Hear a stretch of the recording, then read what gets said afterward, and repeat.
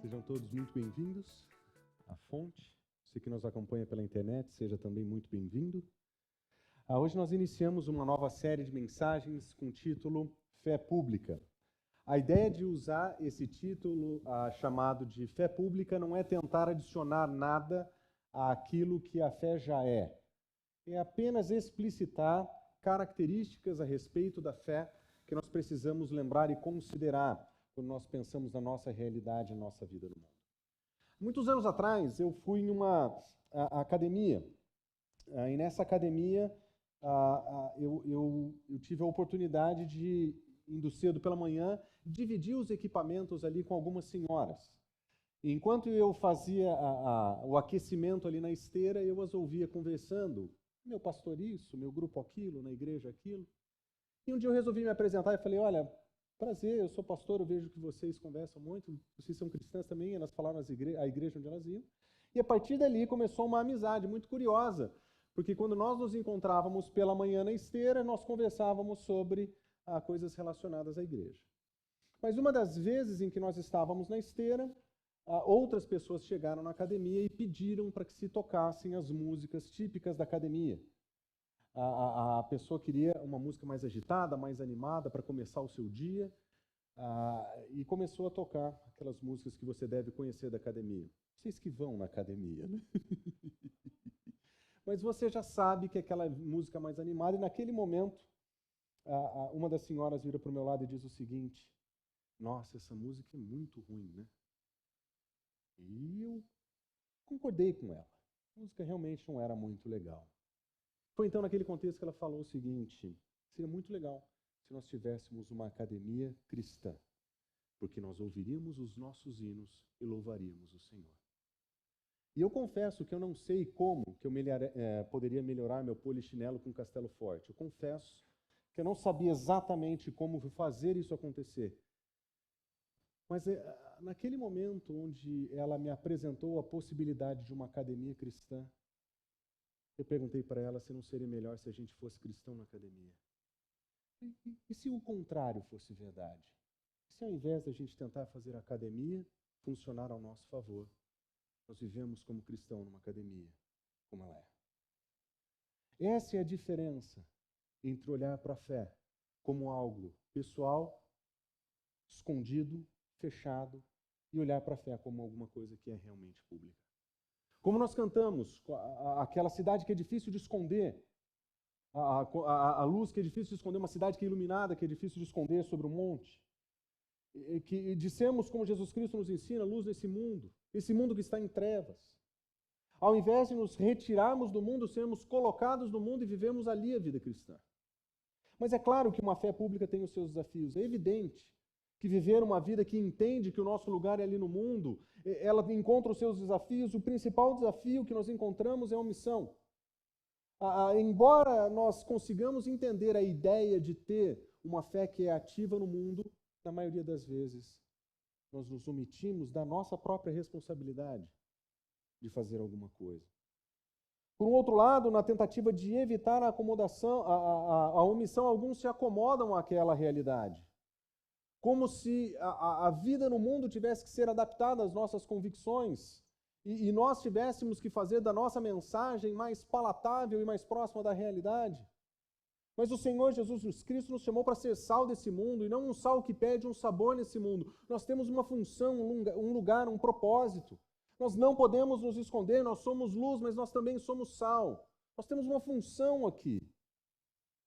O que me parece que a única alternativa possível para nós cristãos é entender que a fé exige um engajamento ativo, genuíno, de estar no mundo, viver no mundo e se envolver com esse mundo, de estar com os dois pés plantados nesse mundo, cientes de que nós somos daqui, aqui nós vivemos e aqui nós vamos levar a sério o chamado que o Senhor nos deu. O Senhor nos colocou no nosso trabalho, o Senhor nos levou para a faculdade, o Senhor nos colocou aqui. Ele não nos separou em uma ilha de santidade, distintos do resto do mundo. Mas Ele orou, não os tire do mundo, mas os livre do mal. É lá o nosso lugar. Nós nos reunimos dominicalmente aqui, com certeza, mas o nosso lugar não é aqui. Nosso lugar é lá fora. E para fazer isso, nós precisamos pensar em como é que nós vamos entender o nosso lugar em toda essa história. E eu gosto de pensar que existe uma estrutura trinitária para nós pensarmos isso. Que da mesma maneira que nós olhamos para a nossa vida, nós olhamos para as nossas relações com esse mundo e nós entendemos quem o nosso Deus é. Com a manifestação do Espírito, nós sabemos que nós somos convidados a uma vida de santidade. Ele trabalha em nós para que a nossa vida seja mais santa, para que a nossa devoção seja de fato verdadeira. É Ele quem intercede por nós. Nós sabemos que o Espírito de Deus atua em nós e nos faz indivíduos mais parecidos com Cristo Jesus. Mas em Cristo Jesus nós temos uma comunidade de pessoas redimidas, que como nós encontraram a salvação em Cristo Jesus, que como nós encontraram a verdade do Evangelho e que como nós vivem a verdade do Evangelho. E em Cristo Jesus nós somos indivíduos redimidos e restaurados e vivendo em uma nova comunidade, um novo ideal, uma nova humanidade. Mas nós temos no Deus Pai o Criador de todas as coisas. Nós não somos somente indivíduos redimidos. Nós não somos somente chamados para estarmos na comunidade. Somos seres humanos, filhos dessa criação. Nós não vivemos espiritualidades desalmadas nesse mundo, ou desencarnadas nesse mundo. A salvação de Cristo Jesus não é para tratar da esfera espiritual do nosso coração, mas é da nossa vida. O Espírito trabalha em nós. Cristo nos coloca na comunidade. Mas nós continuamos seres humanos. Nós continuamos aqui. Nós não fomos elevados. Nós não fomos levados embora, nós não nos tornamos melhores do que ninguém. Nós somos filhos de Cristo Jesus, vivendo como Cristo Jesus nesse mundo. Mas quando nós pensamos que a própria Trindade nos coloca de frente com a sociedade, de frente com a realidade que nós temos que enfrentar todos os dias, quando nós entendemos isso, como é que nós podemos pensar a respeito dela e como é que nós podemos pensar a respeito disso no mundo?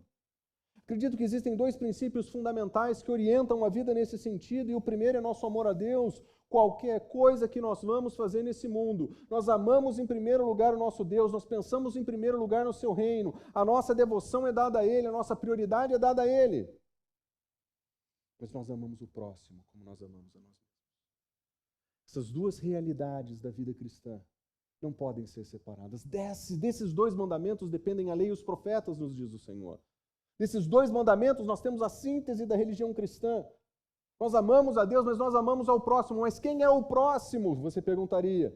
Jesus Cristo disse, o bom samaritano deu um exemplo. Quem é o próximo?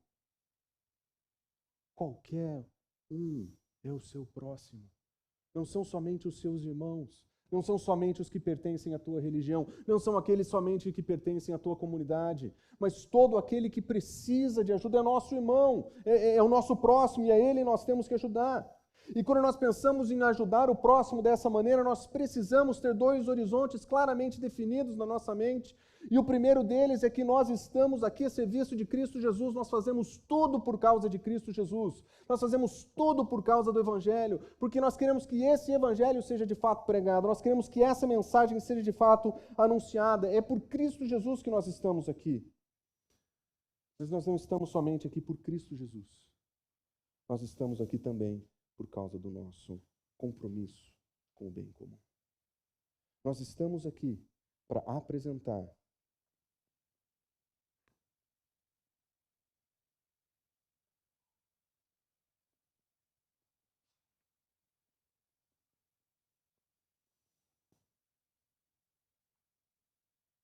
para viver o nosso compromisso de seguir o exemplo de Cristo Jesus.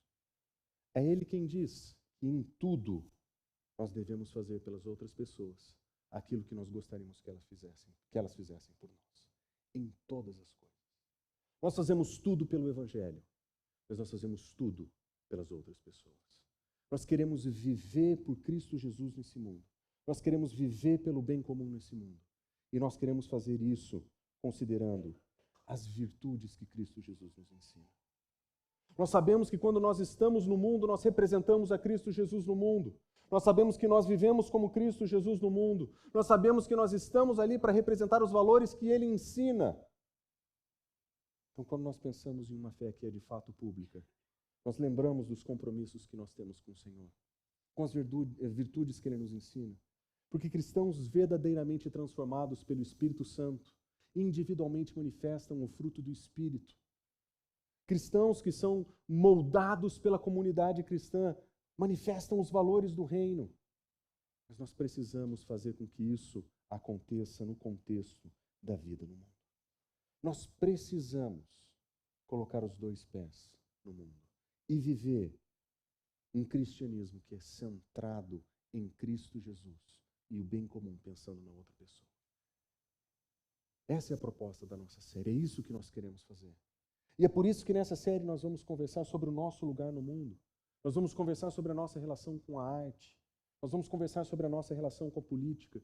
Nós vamos conversar sobre a nossa relação com a ciência, com a academia. E nós vamos falar sobre a nossa relação com a pobreza e com a economia. Porque nós acreditamos que todas as áreas da nossa vida, todos os aspectos da nossa fé, todas as esferas da nossa vida precisam ser submetidas ao senhorio de Cristo Jesus. Aquele a quem nós entregamos a nossa vida e aquele que conhece de fato quem nós somos e aquele a quem de fato nós servimos. Quando nós falamos sobre o nosso lugar nesse mundo, nós estamos pensando exatamente no nosso lugar de acordo com a mensagem do Evangelho e de Cristo Jesus. Mas para iniciarmos essa série, nós vamos precisar relembrar um aspecto muito fundamental da nossa fé. A primeira coisa que nós precisaremos lembrar, e é isso que eu gostaria de chamar a sua atenção no dia de hoje, é que existe um elemento fundamental a respeito da nossa fé, sem o qual nós não podemos conversar sobre nenhuma dessas outras coisas que mencionei. Nós temos uma proposta para a série, mas o ponto de partida tem que ser aqui. O ponto de partida e o início tem que ser a soberania total de Cristo Jesus. E por isso, antes de iniciar essa série, eu gostaria de convidar você a ler comigo o texto de Colossenses, capítulo 1, versículos 15 a 20. E eu queria convidar você, se você consegue ler a projeção melhor, senão nós estamos lendo a NVI. Eu gostaria de pedir para que você se levante comigo. E eu quero ler esse texto junto com vocês. Porque se nós vamos começar a conversar sobre a nossa fé, nós precisamos começar no lugar certo e no reconhecimento da soberania de Cristo Jesus sobre todas as coisas. Você pode se levantar comigo e ler esse texto? Muito parecido com aquilo que nós cantamos, o texto diz assim: Ele é a imagem do Deus invisível, o primogênito sobre toda a criação, pois nele foram criadas todas as coisas no céu e na terra, as visíveis e as invisíveis, sejam tronos ou soberanias, poderes ou autoridades. Todas as coisas foram criadas por ele e para ele. Ele é antes de todas as coisas e nele tudo subsiste. Ele é o cabeça do corpo, que é a igreja. É o princípio e o primogênito dentre os mortos, para que em tudo tenha supremacia.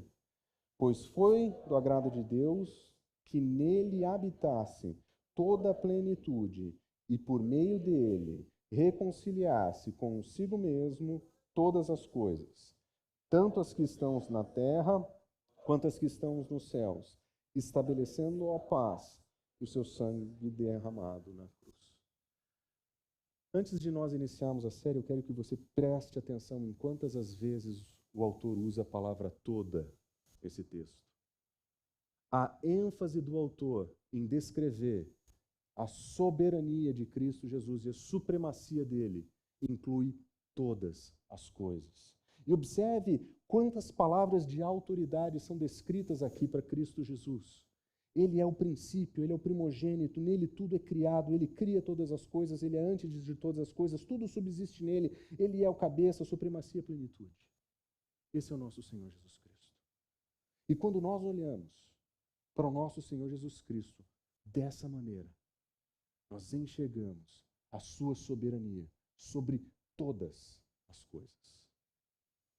E é isso que nós queremos ver nessa série.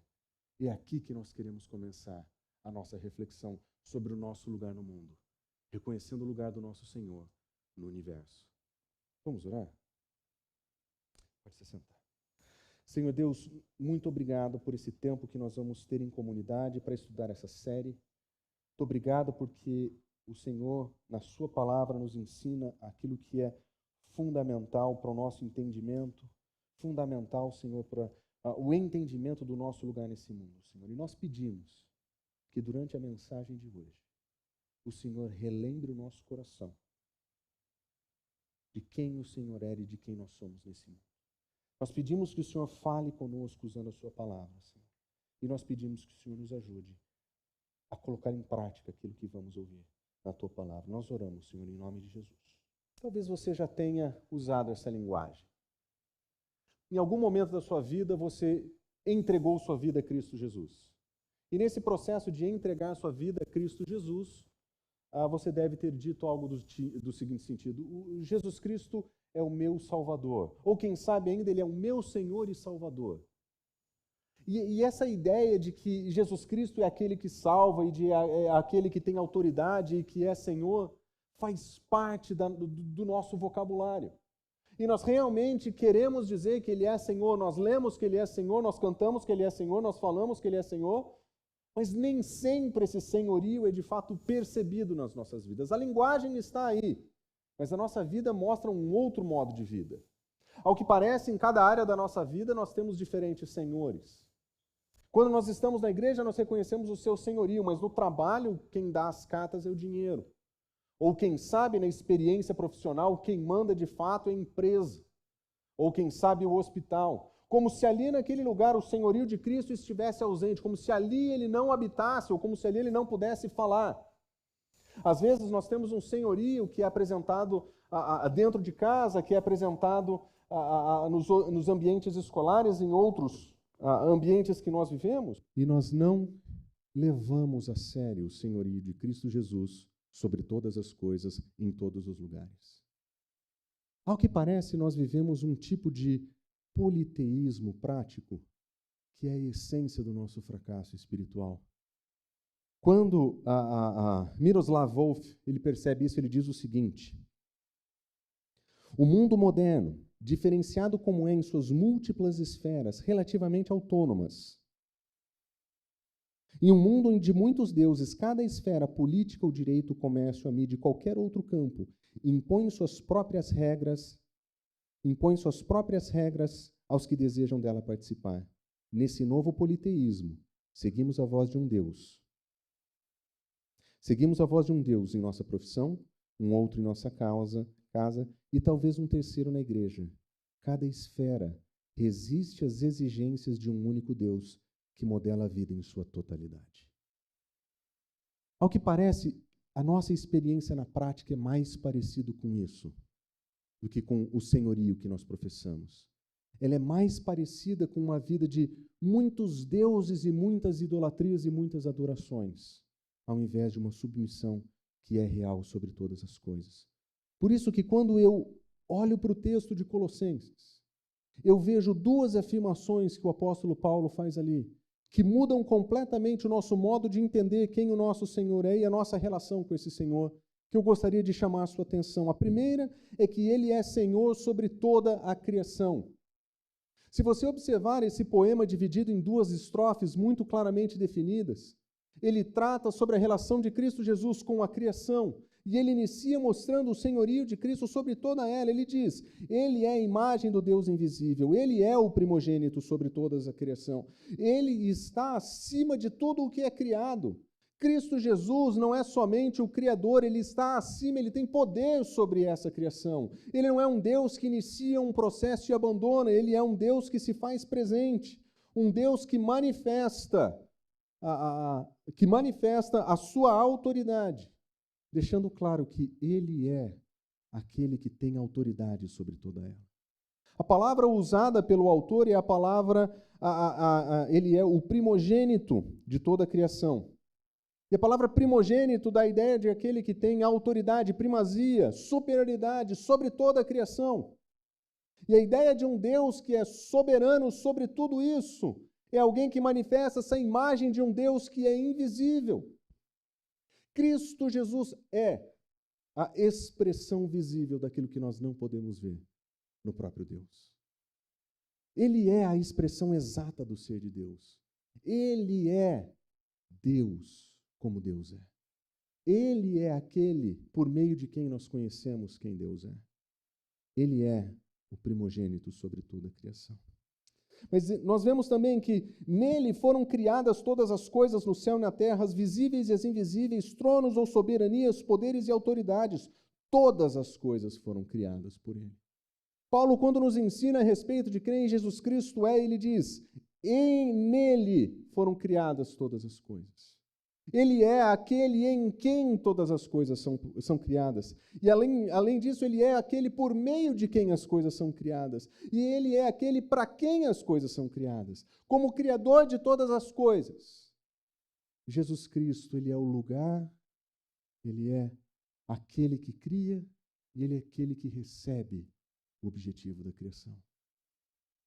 E Paulo expressa isso de uma maneira tão bonita que ele diz que não existe nada nesse mundo que não pertença a Cristo Jesus. Não existe mais nada que a Ele não pertença, como nós cantamos. Mas observe, Ele cria aquilo que está no céu e aquilo que está na terra. E no modo hebraico de pensar sobre a existência, essa é a descrição de todas as coisas, do universo. Ele ainda adiciona aquelas coisas que nós vemos e aquelas coisas que nós não vemos. E todos os aspectos das esferas humanas estão apresentados aqui. Ele diz, sejam tronos, sejam soberanias, sejam poderes, sejam autoridades. 4 diferentes palavras para descrever diferentes esferas de atuação e poder, diferentes esferas da existência humana, todas elas criadas por Cristo Jesus. E, aliás, ele ainda diz que ele é antes de todas essas coisas e tudo subsiste nele, não existe separação. Ele é Senhor sobre tudo, Senhor sobre todas as coisas. Ele é o Senhor da criação. Quando nós olhamos para aquilo que Paulo está dizendo, ele está dizendo que na natureza, naquilo que é criado, nada está fora do seu domínio, nada está fora do seu senhorio, nada está fora da obediência a Cristo Jesus. Na criação, a sua voz chama tudo à obediência e tudo lhe obedece à voz. Todas as coisas são criadas porque Ele manda. Todas as coisas vêm exigir porque é Ele quem decreta. E muito interessante, no seu ministério pessoal, quando Ele coordena os ventos e os mares, e tudo lhe obedece, os discípulos se perguntam, quem é esse que até a criação atende a sua voz? Porque existe um princípio muito interessante que nós observamos aqui, um conceito muito interessante, que a soberania de Cristo Jesus coloca todas as coisas debaixo do seu senhorio, do seu reinado, de tal forma que a própria natureza responde em obediência ao senhorio dele. Nada escapa ao seu poder, nada escapa à sua autoridade. É por isso que Abraham Kuyper ele diz que não existe 1 centímetro quadrado nesse mundo do qual Jesus Cristo não possa dizer, é meu. Tudo é dele. Tudo o que existe nesse mundo pertence ao nosso Senhor. Ele é Senhor sobre todas as coisas. E todas as coisas obedecem a Cristo Jesus. Tudo obedece a Cristo Jesus. Dizer que Jesus Cristo é soberano sobre toda a criação é dizer que toda a criação está debaixo da sua autoridade e domínio e lhe deve obediência. E na criação não existe nada que esteja em profunda rebeldia contra quem Ele é, porque na criação existe profunda obediência à sua voz. Mas o poema não para aí. A segunda parte diz que Ele é Senhor sobre a nova criação. Ele não é Senhor somente da criação como ela está, mas também daquela redenção que Ele promove. Nessa nova criação que Ele está em processo de criação, o texto continua dizendo que Ele é o princípio. Ele é o primeiro dentre os mortos. Foi Ele quem primeiro morreu e ressuscitou. Foi Ele quem abriu um novo e vivo caminho. Ele é o Senhor da criação. Ele é o primogênito dentre os mortos. E Ele tem supremacia sobre todas as coisas. na ressurreição, nesse novo mundo que Deus está a construir, nessa expectativa que nós temos de que todas as coisas serão restauradas um dia, nesse novo lugar onde tudo será feito novo. Jesus Cristo é Senhor dessa nova criação. Jesus Cristo é Senhor dessa nova criação que nós experimentamos em Cristo Jesus, porque nós somos criaturas, criadas em Cristo Jesus para boas obras. Nós somos servos de Cristo Jesus. E nós manifestamos essa nova vida que Ele oferece a partir da sua morte e da sua ressurreição. Na sua morte e ressurreição, nós fomos comprados, redimidos, resgatados, para vivermos com Ele para sempre. Mas observe o que o texto continua dizendo: foi do agrado de Deus que nele habitasse toda a plenitude. A palavra plenitude já significa tudo, já significa completamente, já significa absolutamente tudo. Mas foi do agrado de Deus que nele subsistisse toda essa plenitude. A inteireza de todo o tudo reside nele. E ele manifesta ali o seu senhorio total. Mas, curiosamente, o senhorio de Cristo Jesus sobre a nova criação nos ensina uma verdade que nem sempre nós paramos para observar. O Senhor Jesus Cristo, Ele é o Redentor de toda a criação. Observe o que o texto diz: por meio dele, aprove a Deus reconciliar consigo todas as coisas. Da mesma maneira que Ele é o Criador de todas as coisas, Ele é o Redentor de todas as coisas. E Ele é Redentor de todas as coisas e Ele estabelece paz com todas as coisas onde?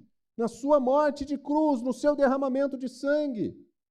Cristo Jesus manifesta a redenção de todas as coisas quando Ele morre na cruz, ou seja, quando Jesus Cristo morre naquela cruz, Ele não está somente redimindo os seres humanos com o Senhor, Ele está restaurando toda a criação, Ele está iniciando um processo de uma nova criação, de um novo céu e uma nova terra, que inicia com sua morte e ressurreição.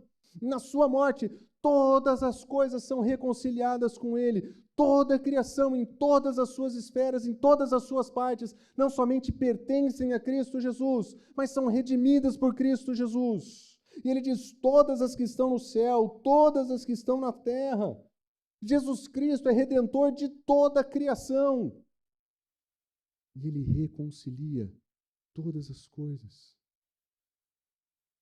Por isso que Huckmacher diz: Cristo não morreu simplesmente para tornar cristãs mais pessoas. Isso não basta.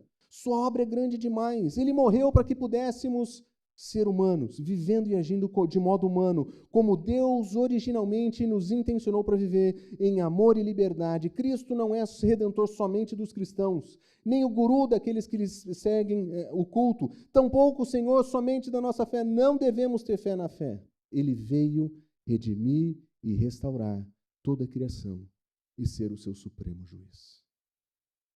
Cristo Jesus é o Redentor de toda a criação.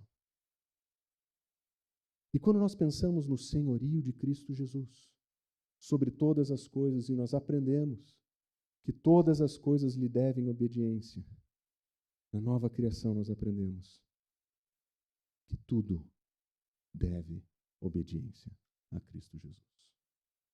Não somente na criação, mas também na nova criação. Aqueles que foram redimidos por Cristo Jesus devem obediência total a Cristo Jesus. A criação em processo de restauração em Cristo Jesus precisa responder em obediência total a Cristo Jesus. O que significa que não tem nenhuma esfera da nossa vida que tenha espaço para qualquer outro tipo de senhorio. Porque Jesus Cristo, Ele é Senhor da nova criação. E é nesse momento que nós nos perguntamos, então, qual é o lugar da igreja? Qual é o nosso lugar nesse grande projeto de restauração de Cristo? Onde é que nós estamos diante desse grande propósito de Deus de trazer a restauração de todas as coisas por meio de Cristo Jesus? Se você prestou atenção nesse poema, você percebeu que o começo fala sobre a criação e a segunda parte fala sobre a nova criação. Mas é a frase central que me salta aos olhos. A frase central, ele diz: ele é o cabeça do corpo, que é a igreja. Entre a criação caída que nós vemos do nosso lado e a nova criação que Deus pretende estabelecer nesse mundo, nós vemos a igreja. Nós sabemos que Deus criou todas as coisas no passado. E nós sabemos que Deus vai fazer todas as coisas novas no futuro.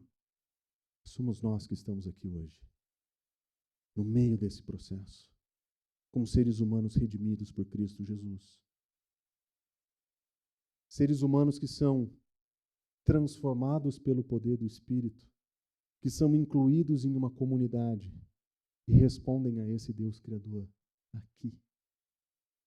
E é muito curioso que quando Paulo fala ou apresenta esse poema, no contexto em que ele ensinava isso, ele termina dizendo o seguinte: vocês estavam separados e na mente de Deus vocês eram inimigos por causa do mau procedimento, mas agora, ele diz, vocês foram reconciliados. O mesmo termo que ele descreve sobre a reconciliação de todas as coisas, ele aplica a nós.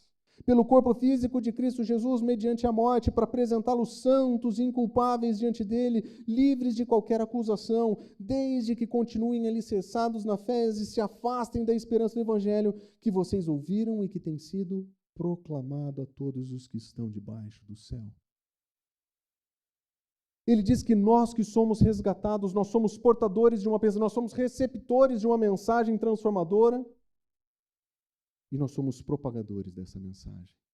O que significa que nesse período em que nós experimentamos aquilo que Deus criou e que aquilo que Ele vai renovar, nesse momento em que nós estamos, nós como igreja, nós temos que viver aqui por Cristo Jesus. Nós fomos resgatados por Cristo Jesus e temos que viver aqui por Cristo Jesus. Temos que levar essa mensagem que nós recebemos, esse evangelho que nos salvou, essa reconciliação que nós experimentamos. É isso que nós temos que fazer nesse mundo.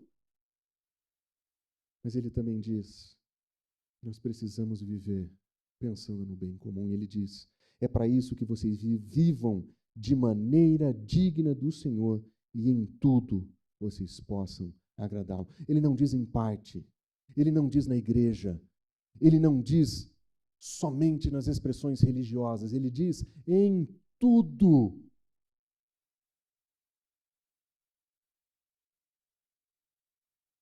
É interessante que nós usamos a linguagem de um Deus que nos salva e que é o nosso Senhor. É interessante como nós usamos a linguagem de um senhorio de Cristo Jesus, mas nós não submetemos tudo a Cristo Jesus. Ele é Senhor de todas as coisas, Ele é Senhor da nova criação. Ele é o cabeça da igreja. Nós devemos obediência a Ele em tudo. Isso significa que o Senhor do teu trabalho é o Criador de todas as coisas. É o Redentor de todas as coisas. Isso significa que o Senhor do teu estudo e da tua dedicação é o Criador de todas as coisas e Redentor de todas as coisas. Somente Cristo Jesus pode ser Senhor sobre todas as coisas, porque só Ele é Senhor sobre todas as coisas. E nós devemos fazê-lo dele na nossa vida, Senhor de todas as partes da nossa vida. Nós não temos um compromisso público com Cristo Jesus e um secreto conosco mesmo. Nós não temos uma ética proferida e uma sexualidade distorcida no interior da nossa casa. Nós não podemos afirmar a santidade do casamento e sermos consumidores de pornografia.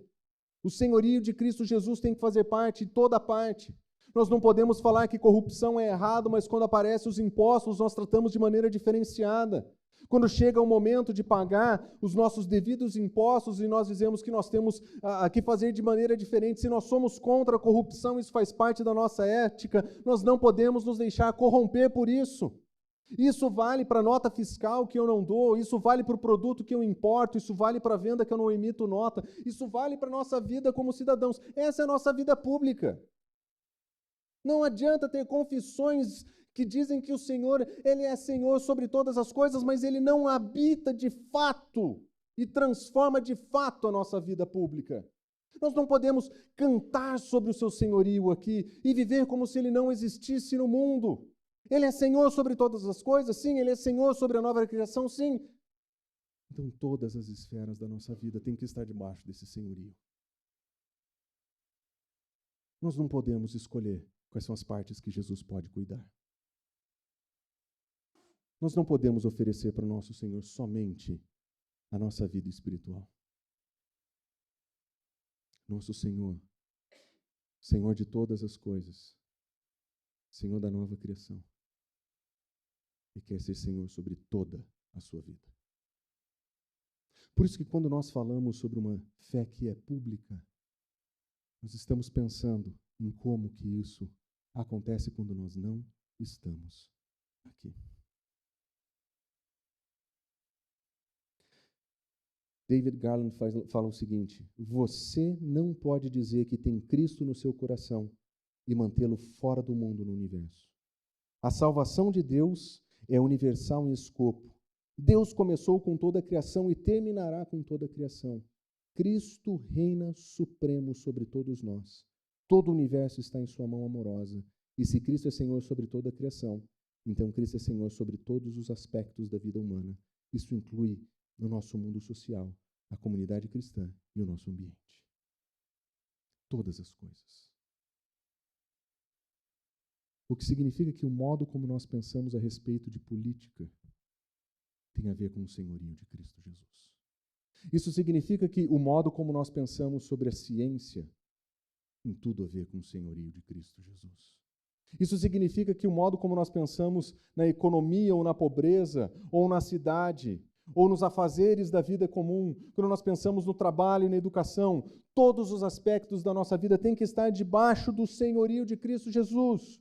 Porque o princípio que nós aprendemos é que a soberania total de Cristo Jesus, sobretudo, exige submissão total a Cristo Jesus em tudo. Em tudo! Ele é soberano sobre tudo. Nós precisamos nos submeter a Ele em tudo. Nosso Senhor não nos salva em partes, nosso Senhor não nos salva apenas parcialmente, não. Ele está interessado em toda a nossa vida, em toda a extensão da nossa vida, da mesma maneira que Ele redime toda a extensão do universo. Ele quer restaurar toda a extensão da nossa vida. E voltar todas as coisas ao senhorio de Cristo Jesus significa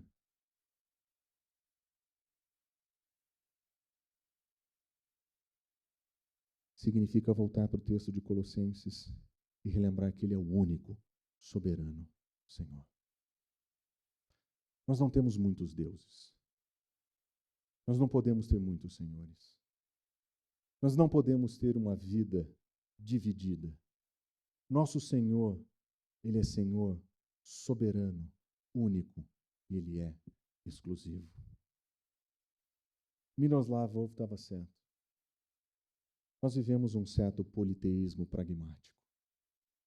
E cada uma das esferas que nós habitamos, eles resistem à presença soberana de Cristo Jesus. É por isso que nós precisamos aprender a viver a nossa fé de maneira pública. Porque é lá que nós vamos viver de acordo com o senhorio de Cristo Jesus. Porque é lá que nós vamos viver de acordo com a verdade de Cristo Jesus. Ele é Senhor sobre tudo. E nós precisamos ser submissos em tudo, não em parte. E quando nós pensamos em um modo de vida que vive nesse mundo de maneira pública a fé, nós encontramos o ponto de partida e a virtude essencial. Ponto de partida é a soberania de Cristo Jesus. E a virtude essencial é a submissão. Nós não somos senhores da nossa história. Nós não somos senhores do nosso trabalho. Nós não somos senhores das esferas que nós tocamos. Nós somos servos de Cristo Jesus. Plenamente devotos. Plenamente submissos ao senhorio dele. Todo o resto é idolatria. Todo o resto é abandono do único e verdadeiro Deus. Onde começa a nossa fé pública? No reconhecimento do nosso Senhor e da nossa relação com Ele. Ele é Senhor, nós somos servos. Ele manda, nós obedecemos. Ele reina, nós somos submissos. É aqui que começa a nossa vida pública lá fora. É aqui que começa o nosso testemunho. E é aqui que nós começamos a viver para a glória de Deus. Vamos orar? Fonte São Paulo, inspirando transformação pelo Evangelho.